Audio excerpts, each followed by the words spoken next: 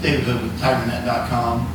I know you hate to see your teammate Walker go out for the year, but personally, how are you now embracing this challenge? You're like, okay, I've bided my time, and now this is my time to shine.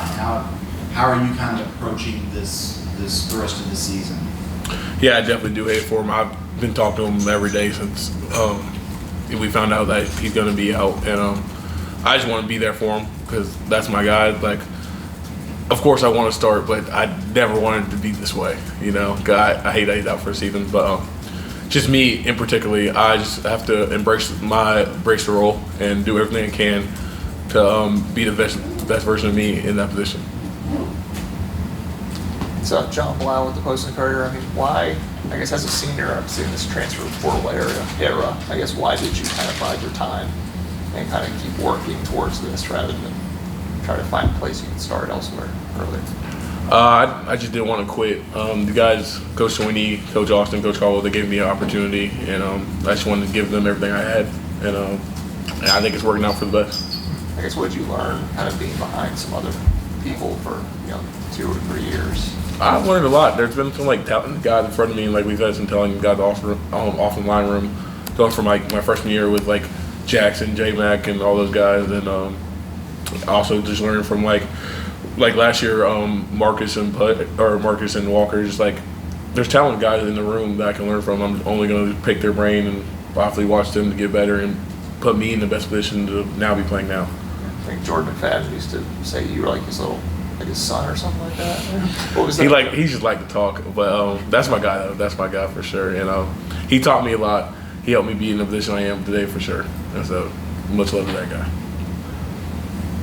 What was the joke exactly? So if you would make a mistake, I think he would.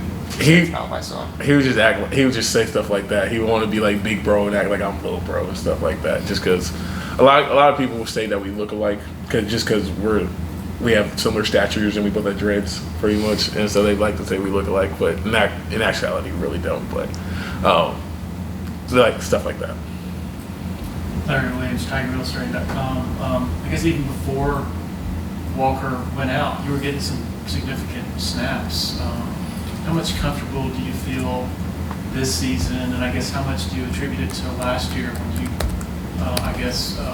Marcus getting hurt allowed you to sort of elevate and get thrown into the fire and start? Yeah, so starting from last year is when I really started rotating. I started rotating between mostly right tackle and left guard last year, and that ended up working out well because once Marcus got injured, I had some playing experience at left guard. But this year, I've been pretty much cross training at all 4 positions. I've been playing left tackle, left guard, and right tackle since fall camp, and so starting Duke, I had snaps at left and right guard, a good amount, and then Charleston Southern, I had right tackle, right guard, and left guard. But then once the injuries started piling up, I just been focusing on right guard, and it just helps me. Obviously, versatility is important. So whenever injuries like this happen, with Walker or just anyone else, it's good to have people ready to go, and it's good for myself. So I know with me potentially in the future, it's important to be able to play multiple positions, and so I can put that on film and showcase my abilities at different areas. How did you grade out individually Saturday? Not what I wanted. I believe I could have played a much better game, and just really focusing on finishing the game better. What do you feel like you could have done better? Me personally, myself, pass protection was a big focus for myself. I could have done a lot better, and we'll just get really specific against the 2-eye, and they have a 2-way go when I set inside, and I could have protected a lot better in that aspect. I was getting push pull, or they'll retrace and go back outside, and it was just there are a lot of things that happened I could have done a lot better at in pass protection. How hard is it to have all that nailed down when you're moving so many different positions and trying to identify? I wouldn't want to give any excuses because everyone works hard, and everyone does practice. So not any excuses. It's hard, but I can get the job done, and so I should get the job done. You guys there wasn't a lot of running room for the backs early on against Florida State, but then you guys kind of started to lean on them a little bit there in the second half. What changed that the offensive line was really able to start opening up some holes against that defensive line, and your back started to find some success? I think we just started doing more in the run game. We like inside zone, but we started going using GT, and I think that's like one of the bigger runs of the game. This is when we started running car and tackle pull and everything, and I just think we just had to stay consistent with it, because obviously they're the reason why like they're ranked high. Like they're good, they're a very good football team, and so like we're gonna have struggle with sometimes in the run game or whatever, but we just keep pounding the rock, keep pushing it. We're gonna get successful at some point, and I think that's what happened. And like the cumulative effect of the ground and pound is gonna equal some yards. What was Coach Swinney's message? Obviously, 2-2, not where you want to be. It still can be 10-2. What was kind of his message to this team? You know, knowing you got a tough road game this Saturday at Syracuse, you know, kind of going forward. I would say what I picked up from it is that we just have to finish better. Obviously, we've been doing some good things, and we're working, we're fighting. It's not an effort problem, it's not a want-to problem, like a will, but we just need to finish. We just need to finish, and we'll flush it after today. We'll go over and flush it, and we'll just move on to the next opponent, and we'll just try to be the best we can be. So, I don't know how much have you watched anything on Syracuse at all? I watched the Purdue game. So now you go from these big bodies at Florida State to some guys that are maybe a little bit more agile. How does that change your game at all, knowing now you've got some really fast, quicker guys there in front of you? We'll have to really focus on their scheme.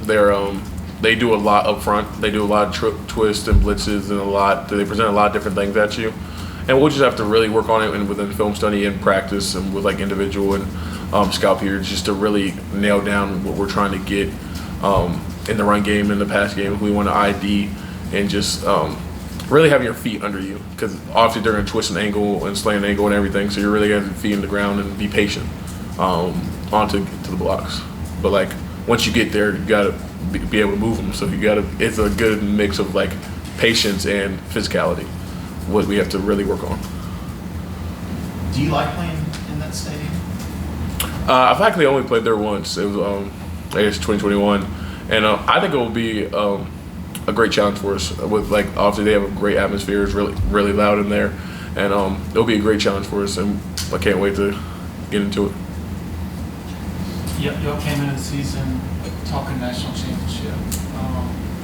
Coach Swinney, I think, told y'all the clock is ticking on winning another one. Now with that obviously mostly off the table, how did you recalibrate as a team, and where do you go from here leadership-wise, and sort of the messaging sort of internally? But we always want to dream big. We always want a goal of like the national championships are a big thing to do, big thing we can like reach or whatever. But I think we just adjust our dreams a little bit and be realistic with ourselves. But we also just try to do the best we can every day. Like we're 2-2, but if the best to be right now is 10-2, why can't we do that? And you know, we just have to keep fighting every day to be the best we can be.